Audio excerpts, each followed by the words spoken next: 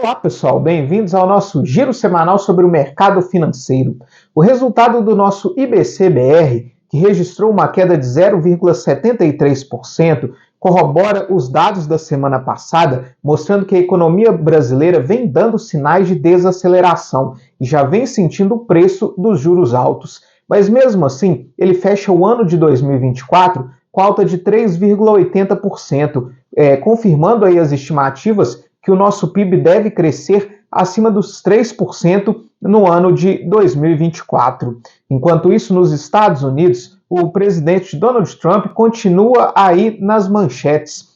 Ao longo dessa semana, ele iniciou aí as negociações do Tratado de Paz na guerra entre a Rússia e a Ucrânia, mas conversando apenas com o presidente russo, Vladimir Putin. Além disso, ele deu declarações, chamou Volodymyr Zelensky, presidente da Ucrânia, de ditador, disse que se ele não o apressar, ele pode ficar aí até mesmo sem país. Isso mostrou que Trump está muito mais inclinado aí em atender às exigências da Rússia do que propriamente às exigências da Ucrânia, mostrando aí uma diferença de postura em relação ao seu antecessor Joe Biden, que vinha aí, inclusive, enviando bastante dinheiro, recursos militares para fortalecer a Ucrânia durante esse confronto. Além disso, Trump deu declarações de que o departamento chefiado por Elon Musk, que tem aí como principal responsabilidade realizar um grande corte de gasto nos Estados Unidos, vai realizar um corte aí tão substancial nas despesas que, além de conseguir aí, diminuir a dívida pública dos Estados Unidos, que é o seu primeiro objetivo, ele vai inclusive conseguir devolver dinheiro aos contribuintes americanos devido a esse corte de gastos. Resta saber se de fato o corte que será promovido nos Estados Unidos será feito aí, de maneira tão substancial como alegado pelo presidente Trump. Porém, a ata da última reunião do FED, que é o Banco Central dos Estados Unidos, trouxe uma forte preocupação em relação às medidas de Trump, principalmente em relação à imposição de diversas tarifas. O Banco Central enxerga que todas essas medidas podem trazer uma forte pressão inflacionária para os Estados Unidos e suspendeu aí o corte de juros. Ou seja, nós não devemos ter corte de juros nas próximas reuniões do Banco Central norte-americano. O mercado estima que nós só possamos ter uma nova queda de juros nos Estados Unidos a partir do mês de setembro. Aqui no Brasil, a eleição presidencial de 2026 já começa aí a tomar conta dos mercados, muito antes daquilo que era previsto. Depois das pesquisas da semana passada, que mostraram uma queda de popularidade do atual presidente Lula, essa semana foi a vez do ex-presidente Jair Bolsonaro tomar conta das manchetes com a denúncia da Procuradoria-Geral da República contra o ex-presidente e mais 33 pessoas por uma denúncia aí de golpe contra o Estado Democrático de Direito, que envolve aí uma série de investigações da Polícia Federal realizado aí ao longo dos últimos anos. Apesar de não citar diretamente, mas também essa denúncia aí envolve todo o movimento de depredação que houve em Brasília no dia 8 de janeiro, logo após aí a eleição do presidente Lula.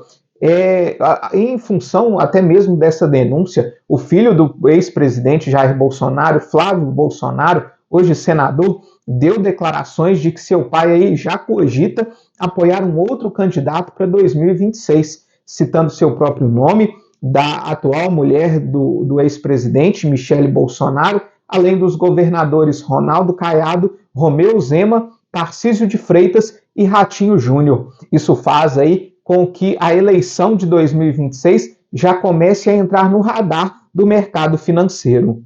Nós tivemos ainda a entrevista do ministro da Fazenda, Fernando Haddad, que disse que o governo deve enviar logo após o Carnaval 2 medidas para o Congresso Nacional, que seria a reforma sobre a renda e principalmente a isenção do imposto de renda para quem ganha até R$5 mil, e também a proposta de consignado do setor privado, que seria uma proposta de facilitar o crédito para trabalhadores da iniciativa privada, com uma modalidade semelhante ao que acontece hoje com os servidores públicos e com os aposentados e pensionistas do INSS, que permite aí empréstimos com desconto em folha de pagamento com taxas de juros menores. Além disso, Haddad disse que acredita que a inflação, principalmente dos alimentos, vai cair agora, nesse início de ano, devido aí à queda do dólar e a uma melhora das safras. Aliás, falando em dólar, ele acabou registrando uma leve alta ao longo dessa semana de 0,51%, encerra cotado aos R$ 5,73. Já o nosso Ibovespa encerra essa semana em queda de 0,86%, seguindo aí o movimento principalmente das bolsas internacionais. Já o minério de ferro registrou aí leve alta de 0,28%, cotado aos R$ 107,13 a tonelada. O minério de ferro chegou a subir mais ao longo dessa semana, na expectativa aí de estímulos econômicos vindos do governo chinês. Mas o governo chinês decidiu aí manter inalterada principalmente a sua taxa básica de juros. A taxa de juros de curto prazo, empréstimos de 1 ano, permaneceu em 3,1%, enquanto isso, as de médio prazo, de 5 anos, permaneceu em 3,6%. Já o petróleo caiu 0,41%, com o barril Brent, referência para a Petrobras, cotado aos $74,43. Já em Nova York, o S&P 500 encerra essa semana em queda de 1,67%, a Nasdaq caiu 2,17% e o Dow Jones caiu 2,89%. Já na Europa, o Stoxx 600 encerra em alta de 0,19%. O fato de o dólar ter permanecido aí num patamar mais acomodado ao longo das últimas semanas vem influenciando bastante os nossos juros futuros, que vem caindo nas últimas semanas. O DI para janeiro de 2026 encerra essa semana em queda de 0,25 pontos percentuais, cotado a 14,51%. Isso ajuda bastante a nossa renda fixa. O IMA geral acumula uma alta de 1,12% nesse mês de fevereiro. Enquanto isso, os pré-fixados, medido pelo IRFM, acumulam alta de 1,43%. Já o Japão viu sua inflação acelerar no mês de janeiro.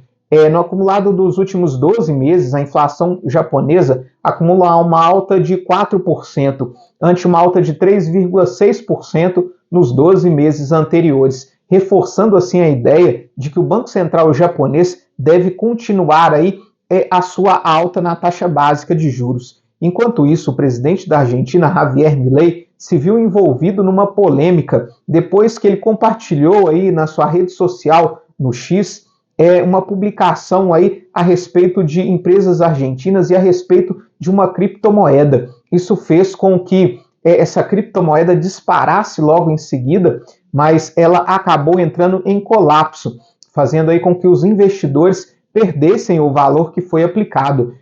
O presidente Javier Milei tentou aí se explicar, falou que só estava divulgando uma boa iniciativa de empresas argentinas, mas isso fez com que ele fosse acusado de fraude. Inclusive, a oposição acabou protocolando um pedido de impeachment contra o presidente da Argentina.